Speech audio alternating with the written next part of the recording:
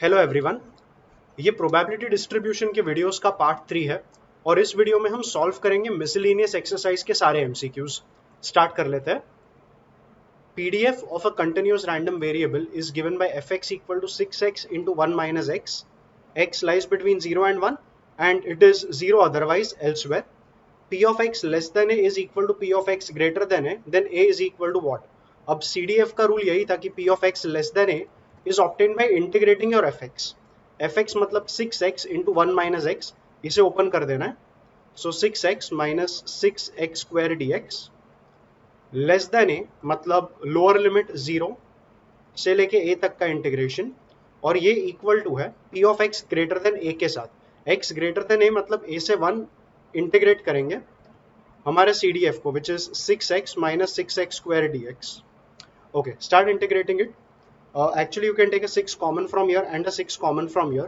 वो अपने आप में ही कट हो जाएगा. बचा हुआ बनेगा x square by 2 minus x cube by 3 going from 0 to a. इधर भी सेम आएगा x square by 2 minus x cube by 3 going from a to 1. जैसे ही तू 0 डालेगा सेकेंड ब्रैकेट तो वैसे ही 0 है, a डाल देगा तो this will be a square by 2 minus a cube by 3 is equal to 1 डालेंगे तो ये आएगा 1/2 माइनस 1/3 विच इज 1/6 माइनस, अगर a पुट करेंगे तो ये आएगा a square by 2 minus a cube by 3. Okay, अगर ये ब्रैकेट हमने लेफ्ट में ले लिया तो ये बनेगा 2 times a square by 2 minus a cube by 3 equal to 1/6. 6 को अगर हम इस साइड पे लेकर आते हैं तो ये बन जाएगा 12. इसको इसी स्टेप में कर लेते हैं. सो ये हो गया 12. 12 के साथ ब्रैकेट ओपन कर ले और सारे टर्म्स फिर अगर हम राइट में लेते हैं तो सबसे पहले एक यहाँ पे आने वाला है माइनस 4a क्यूब जो राइट में जाके बनेगा 4a क्यूब. ये बनने वाला है 6a स्क्वायर जो राइट में बनेगा माइनस 6a स्क्वायर, और ये प्लस 1 जो ऑलरेडी राइट में था, और टोटल आएगा इक्वल टू 0. अब क्योंकि यहाँ पे ऑप्शंस दिया है हम ट्रायल एंड एरर से भी हमारा आंसर निकाल सकते हैं, एंड ट्रायल एंड एरर से नहीं निकालना है तो हमारे पास सिंथेटिक डिवीजन का मेथड भी रहेगा. फिलहाल अगर लेट्स से 1/2 में यहाँ पे पुट करने की ट्राई करता हूँ तो 1/2 से आएगा 4/8 माइनस 6/4 प्लस 1, ये 1/2 माइनस 3/2 मतलब -1 + 1 0. सो यस, हाफ हमारा आंसर आ चुका है. लाइक आई सेड, ये ट्रायल एंड एरर का मेथड था. अगर सिंथेटिक डिवीजन से करना है तो कैसे करेंगे? क्लियरली हाफ एक फैक्टर आ चुका है. अगर हाफ एक फैक्टर है हम सारे कोएफिशिएंट्स लिखेंगे यहाँ पर 4 -6 0 और +1. हाफ एक फैक्टर था तो हाफ यहाँ पर आएगा. एक्चुअली हाफ यहाँ पे एक रूट बोलते हैं, फैक्टर होगा a minus half. So I will say half is a root, तो हाफ हमने यहाँ पर लिखा. ये आएगा 4, हाफ इंटू 4 किया तो 2 आएगा, -6 + 2 करेंगे तो -4 आएगा, वापस इंटू हाफ कर ले तो ये -2 आएगा. 0 - 2 हाफ इंटू -2 -1, और ये तेरा रिमाइंडर आएगा 0. सो आंसर निकल के आएगा पहला फैक्टर जो कि आएगा a माइनस हाफ, क्योंकि हाफ जो वैल्यू था वो इस इक्वेशन को सेटिस्फाई करता था. और दूसरा इक्वेशन आएगा 4a square minus 4a minus 2 equal to 0. इसे थोड़ा रब कर लेते हैं so that we get some space to write the further solution.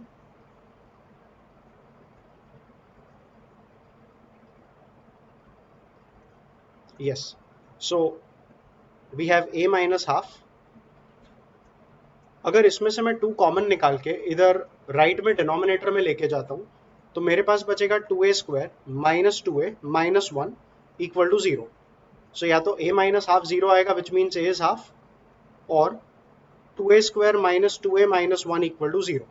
इसके ऊपर क्वाड्रेटिक फॉर्मूला अप्लाई करेंगे तो a will be equal to 2 plus minus root over b square मतलब 4 माइनस 4ac मतलब -4 इंटू 2 इंटू -1 मतलब ये आ जाएगा +8.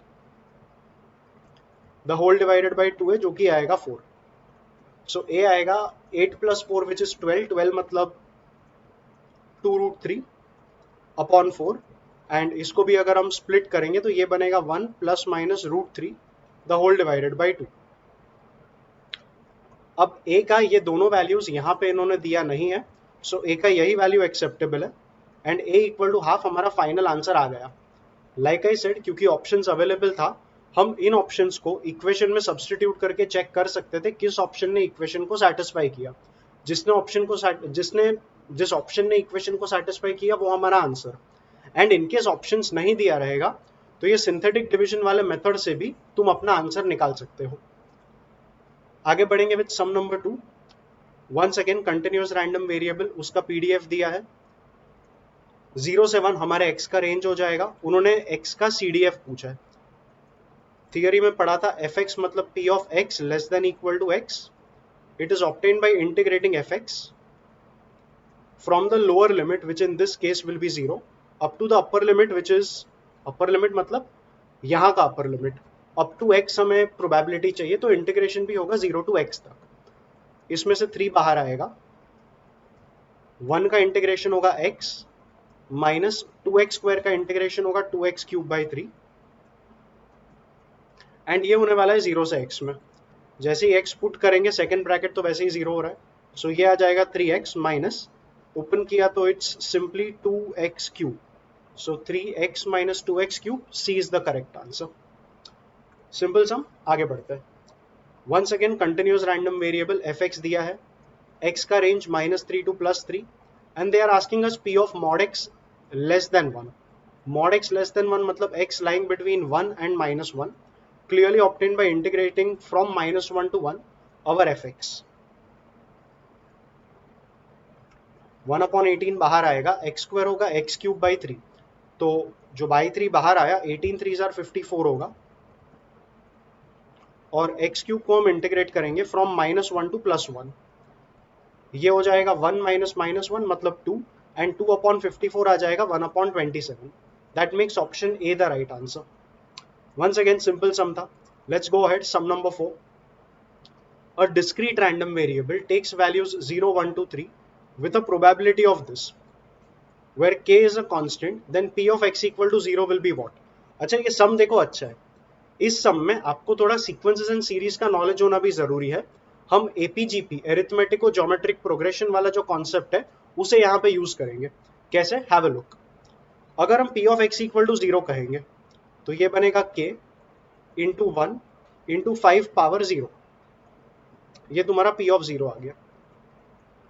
अगर मैंने पूछा p of 1 तो ये आएगा k इंटू 1 के लिए यहाँ पे आ जाएगा 2 इंटू 5 पावर -1। अगर p of 2 पूछा k into 3 into 5 power -2। Similarly p of 3 k into 4 into 5 power -3 and this continues up till whatever the infinite number is, because यहाँ पे इन्होंने कोई ending वाला नंबर बोला नहीं है। So there are basically infinite terms। अब हमें पता है कि जो टोटल प्रोबेबिलिटी रहेगा ना वो तुम्हारा 1 आएगा। सो टोटल प्रोबेबिलिटी, इन सब प्रोबेबिलिटीज को ऐड करो, ये आएगा 1 इक्वल टू, यहाँ से k कॉमन आएगा और ब्रैकेट में जो सीक्वेंस बना 1 into 5 power 0 plus 2 into 5 power -1 plus 3 into 5 power -2, ये हमारा एरिथमेटिको ज्योमेट्रिक प्रोग्रेशन है। इसका सम कैसे निकालने का, उसके लिए वही कॉन्सेप्ट हम यूज करेंगे जो सीक्वेंसेस में हमने यूज किया था। तो s को रिप्रेजेंट कर by the sequence 1 into 5 power 0 plus 2 into 5 power -1 plus 3 into 5 power -2 and let it continue up to infinity.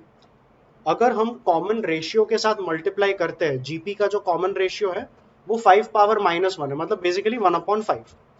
तो ये बन जाएगा 1/5 into s is equal to, ये बन जाएगा 1/5 मतलब 1 इंटू 5 पावर -1 प्लस ये बनेगा 2 इंटू 5 पावर -2 एंड आगे के terms up to infinity continue होंगे।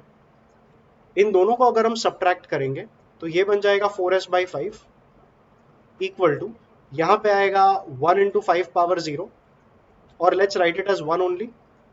इनको सब्ट्रैक्ट किया तो 5 पावर -1 मतलब 1/5 प्लस इनको सब्ट्रैक्ट किया तो 1/5 स्क्वायर, आगे 1/5 cube, 1/5 power 4 and so on. अब क्योंकि ये इन्फिनिट जीपी है, इन्फिनिट जीपी के समेशन का फॉर्मूला था a/1 - r। a मतलब पहला टर्म जो कि आएगा 1 अपॉन 1 माइनस आर मतलब कॉमन रेशियो जो कि है 1/5, तो ये वैल्यू आ जाएगा डिनोमिनेटर में 4/5, 5 ऊपर जाएगा तो ये बनेगा 5/4। Eventually 4s/5 is equal to 5/4। अगर रीअरेंज करेंगे तो s का वैल्यू आ जाएगा 25/16। बेसिकली ये पूरा ब्रैकेट आ चुका है 25/16। So 1 is equals to k into 25/16 and that gives me my k value as 16/25। तो 16/25 क्या ये मेरा आंसर है? नहीं, उन्होंने मेरे से पूछा है p of x equal to 0। तो p of x equal to 0 के लिए यहां पे x को 0 डालेंगे। So basically p of x equal to 0, अगर 0 यहां पे डाला तो ये 1 होगा और 5 पावर 0 ही आएगा जो कि वापस 1 आएगा। So eventually p of x equal to 0 हमारा k आया and yes then that k was 16/25। सो ये 16/25 ही है but p of x equal to 0 क्या था वो देख के हमें हमारा आंसर मार्क करना था। So finally b is the correct answer for that sum. Excellent, go ahead. If a PMF of a discrete random variable is given and x के values दिए हैं 0, 1, 2, 3, 4, 5, a is p of x less than equal to 2 p of b is p of x greater than equal to 3, then e of x is equal to question mark. So okay, e of x का यहाँ पे actually कुछ काम नहीं है, this seems like a printing error. You just have to compare the values of a and b. So I think let's just find a which is p of x less than equal to 2 मतलब p of 0 plus p of 1 plus p of 2। Great, p of 0 के लिए तो यहाँ पे x को 0 डाल दो, 5c0 आएगा 1, सो ये आएगा 1/2 प्लस 5c1 मतलब 5/2 प्लस 5c2 मतलब 5 into 4 20 by 2 10, 10/2 ये निकल के आएगा 16/2। 16 खुद 2/4 होता है एंड 2/5 देखेगा तो इट्स 32, सो ये आएगा 1/2। b गिन ले, b is p of x greater than equal to 3 मतलब p of 3 plus p of 4 plus p of 5।